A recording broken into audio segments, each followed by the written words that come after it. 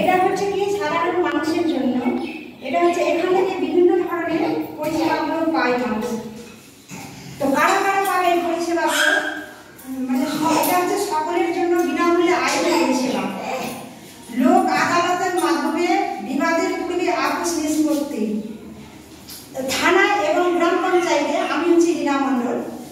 হ্যাঁ, তো এই গ্রাম পঞ্চায়েতে এবং থানাতে যারা পিএলবি, আমাদের কাজ হচ্ছে সাধারণ মানুষকে আইনি সহায়তা প্রদান করাই হচ্ছে আমাদের কাজ। এখন ধরেন দেখা গেল একটা সাধারণ মানুষ যদি